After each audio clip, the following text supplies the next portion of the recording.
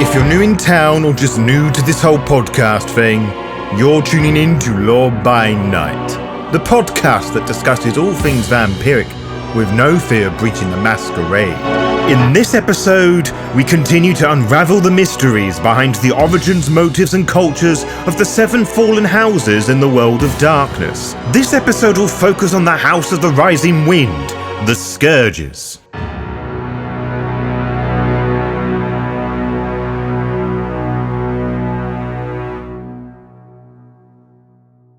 Do you believe in luck? I don't suppose you do, given your undead existence. Then again, you might be the sort of person whose life has been improved massively by the curse of Cain.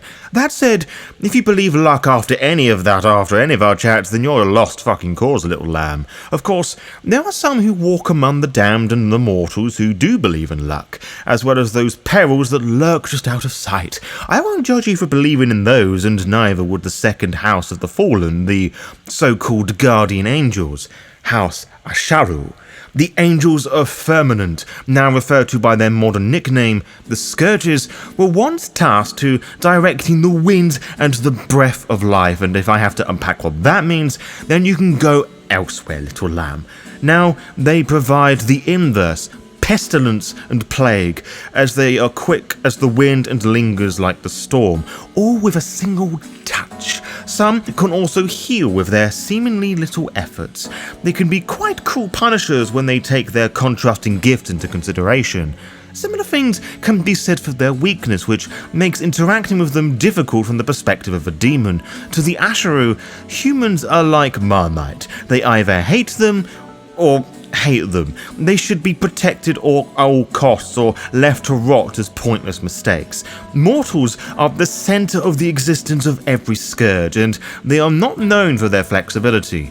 As a result, a scourge will treat all humans, including those who don't deserve it, as blameless beings worthy of salvation or horrific creatures who need to be eliminated. Just like the humans in question, actually. There are many ways one can do this, the Scourges I mean, many of which take on the form of their trio of laws. The Law of the Winds allows the Asheru to call on the powers of wind and air by means of diverse as manipulating the local air pressure to create a tornado, though some particularly powerful fallen with high levels of torment can also suck the living breath out of those around to add to said tornado. Said high torment winds also cause disease. Those who control this better than the other laws are the Allele, the visage of the winds. The Allele possess wings, exceptional agility and predatory vision, thriving in the wind. Their emotional state is reflected in the wind around them. However, excessive torment can transform them into vulture-like creatures with an ill wind constantly surrounding them, causing unease or even death. The Allele collaborated with the other visages and houses, notably the Dagon and Adad, to provide life and create weather. During the War of Wrath, they unleashed fierce windstorms and also mastered music to communicate with humans. Regrettably, humans did not comprehend their attempts to communicate. The Law of Awakening allows the Asheru to create and protect life or to destroy it through disease and poison, with some being able to resurrect a recently deceased soul and body with or without their sanity. Specialists in this law are Dagon, the Visage of Awakening. The Dagon with their wings represent a symbol of health and vitality. Their true forms imbue their mortal vessels with supernatural vigor and rejuvenation. They emit a powerful aura of vitality that can heal and energize those near them. When confused by torment, however, their vitality turns to rot as their flesh is plagued by disease and parasites. The stench of decay emanates from their mouths, limbs grow uncontrollably, and dead flesh falls away in chunks. They can even become skeletal creatures. From the very beginning, the Dagon were always present. Every living being on Earth owes its existence to their breath. They shared a fruitful relationship with the Namtar, helping them recycle life and death. The rebellion offered hope that they could help humanity embrace life, but instead, their partnership with the Namtar was destroyed and many Dagon fell into disrepair when humans suffered from disease and aging. To make matters worse, the Angels of Death were forced to take souls away, destroying the special partnership between the Dagon and the Namtar. In the end, the Fallen, who created life, were left with nothing but death. The law of the firmament allows an Asheru to keep an eye on a person, especially a thrall, from a distance, as well as manipulate them from a remote place.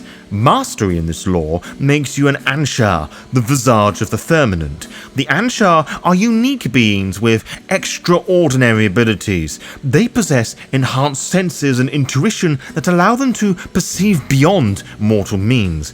Although they desire to connect and form relationships, they fear being hurt. High Torment Anshar engulfs themselves in mist and smoke and transforms into bony bags of flesh. These elusive creatures are difficult to detect and can launch sudden and devastating attacks while remaining acutely aware of their surroundings. Ultimately, they fade entirely away, severing all ties that ever had made. The Anshar were amongst the most powerful of angels, responsible for forming connections between all things, from simple animals to complex human emotions. Their abilities to create and control connections were unparalleled. However, their powers were significantly diminished after the fall, reducing them to a mere shadow of their former selves. The loss of the ability to create new connections was particularly debilitating, leaving the Anshar with only the ability to manipulate existing ones. As you can probably imagine, their ties with humanity have made them the largest target of envy, aimed by countless Elohim over time. The assembly of the universe was a collective effort of all the houses, but the second house played a crucial role in bringing the breath of life from God. This intangible essence was passed on to every living being, starting from plants to animals and essentially to humans. Thanks to the Asheru, the elements of nature were united and synergized to create all life forms. They would assume the role of protector and guardian too, shielding the humans they loved unconditionally from the dangers of the infant Earth. Every human was a treasured babe, each one in need of a guardian angel. Their role as life-givers, nurturers, and guardians would naturally extend to all life, without question. They would bring a gentle tranquility to all their blessed loved ones that would subdue the most intense fury. They did not guide the mortals as other houses would in those beginning stages, particularly the fourth house, the Asheru, the second house, didn't need to understand it, for to love life was more than enough.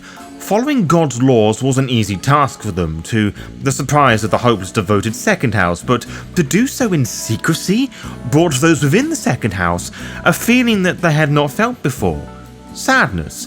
I'm sure there are some within those numbers who saw this as a cruel gesture to let the tireless work of the Asheru go unnoticed. Furthermore, watching humanity struggle the way God intended them broke their hearts and gave them a second feeling: dissatisfaction. This obviously caused a lot of friction within the house. Their instructions to guide and protect could not be fulfilled if God left them. The Asheru to watch humanity struggle, unaware of the joys of the universe, not tapping into its true potential. To divide God, the Alpha and Omega, was not in their nature. It wasn't in any Elohim's heart, no, but the creatures of love bear no hatred, and the Asheru had the most love for humanity. Only one Asheru was called to the great debate: Layla, the Defender. She, like a lot of the Asheru, chose to remain loyal to the Creator. It wasn't for either side of the political fence. Those who rebelled were drowned in misery and shame for disobeying the Lord, whilst those who remained loyal despised and despaired the future that would face humanity. Either way, the Asheru were damned, which tipped them over to the point of no return. Many of the rebellion Asheru stalwarts, led by Nazriel, throne of the unbound benevolence, were of the Asheru and were some of the finest the rebellion had to offer. It was she who introduced the angels of firmament to Adam and Eve, epitomized the gentleness of compassion of the soon-to-be named Asheru, radiating comfort and safety that unconsciously warmed all around her. The joy, as brief as it was not to last, as Michael would punish the rebellious Scourges by making the mortals truly mortal. Every child of the human nation would one day cease to live, the curse the Asheru would fear more than any other. They begged and pleaded with the Archangel to reverse the decision, but the Scourges acted as rebels and were punished as such. Grimly, grieving Scourges clung to their roles as guardians more than ever, as humans now had an inevitable end. They would attempt to ensure their lives were as perfect and as joyous as possible, untroubled by anything and everything. Their drives were debatably noble, but it was enough for them to go on. However, there were just as many that just stopped caring. If humanity had an expiry date of barely a century, their efforts as protectors were wasted, and life and their accomplishments rarely mattered. What difference did it make if humanity suffered or knew bliss if either state of being would persist for a short time? Scourges on either side would become harshly critical of humanity and their actions. Every failure was seen as weak and destroyed, or a failure that should be coddled and nurtured like an overbearing mother and ill child. Together, albeit from a few different angles, the Scourges would work to make humanity right, either through nurturing or eradication. Despite their differences, they were united fiercely in the rebellion and war effort, acting as scouts and spies, swift and careful, with eyes that saw to the edges of the world. Those who had originally focused on bringers of life found themselves in great demand as healers, protectors and battlefield medics. It would be the spies that would turn the powers of healing into poison, bringing chaos in their wake. Whatever the angle of the angel, the innocence and purity of the guardian angels were forever lost, as the humans they protected and fought taught them the signature emotion, hate, as they witnessed the murder of Abel at the hand of his vengeful brother Cain. The heartbroken Asheru turned further towards chaos, as the eons of protection they had offered was spat right back at them, in the eye no less. At first, it was punishment, but in the end, what did it matter? What was there to mourn in the loss of such a short, unremarkable life anyway? In the end, the Asheru were as savage as the rest of us. The Scourges were learned to see humans as playthings to be hoarded and protected, merely for their value as a measure of success or failure in war. Even the most pure of healers began to feel the taint of malice, but still holding on to these powerful feelings of love until they were all, like the rest of us, cast into the abyss. The abyss, or rather the symbolism of God's rejection that it represents, wore down the last remaining gentle Asheru. But when the walls of the abyss cracked and we lowly demons escaped, the Scourges were amongst the first. The warmth of the human possession reminded them why they loved humanity so much in the first place. It almost shocked them out of their bitter hatred. That said, these newer breeds of humans do not have the same joys and wonders of your ascendants, and so the Asheru often turn to their demonic kin for reassurance, an interesting step from their previous independence. The result of this is that their hierarchies have somewhat of a prestige to them, which makes this element of them stronger. Of course, that doesn't speak for all the Scourges, as few young, fleeting fragments were not enough to legitimize thousands upon thousands upon thousands of years of torture, rejection and hatred. Whilst the House was some of the ones to step into this bleak world of darkness, few were politically motivated to establish themselves as a proper power base. They were struck anew with this new fascination, with some of their first priorities momentarily forgotten. The beast called humanity is an odd duck indeed. Regardless of feelings on the humans they are still trying to work out, acquiring faith as a scourge is an easy process. In the age of the internet rumor and evangelical sermons of miracle workers, it is easy for someone who can claim to make wheelchair users walk again or cure smallpox actually make those issues disappear for those specific people. There are also those that can heal and harm. Those who don't care are therefore callous and will happily lead those to despair for their own gain. What does it matter if a thrall dies when they are 14 or 40? Ultimately, it comes down to a question in ethics.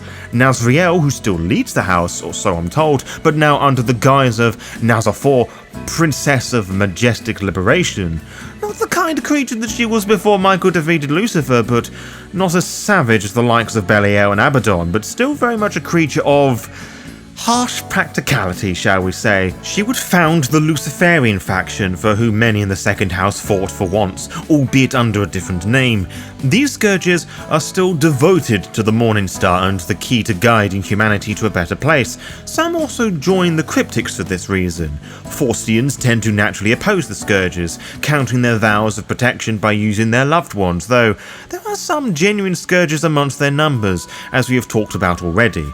Despite all that I have shared with you just now, however, most faction-aligned Scourges are reconcilers, wanting the world healed so they can once again watch over their charges amongst humanity.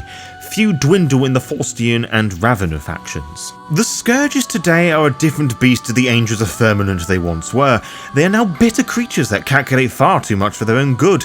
Their compassion has been flayed away, yet still finds uses amongst the other houses in these bleak modern times. The joys of science and medicine have not replaced their supernatural healing, yet there is so much more that one can use to frighten and make them feel pain. On the other hand, the depths of mundanity bring a heaving wave of depression over the house that gave up everything for them in the name of love. Wherever they look, there is now wasted potential and needless sadistic pain. Just look over there, a mugging is taking place. Why? 'Cause fuck that person, that's why. The Asheru feel nothing for this plague world. The Abyss changed us all. Thousands of years in bleak nothingness left bitterness and doubt to foster, which would be the decay that would break many a Scourge. Many of us see the second house as desperate souls trying to reassure themselves that there is still some good to salvage in humanity, that they are flawed creatures that can be remade to achieve the glory of their earliest kin. Honestly, few are capable enough for this, and that goes for the humans too. Peace and love are not wanted in this world, there is no denying that. We ask whether humanity was worth the sacrifice, but none question this more than the Asheru. What say you, little lamb? To be kept updated, follow the Law by Night VTM Twitter and Instagram pages to find out when we upload each episode. You can also find out by subscribing to the YouTube channel and clicking on the little bell, as you'll be immediately notified when the latest episode is live. Until next time, farewell.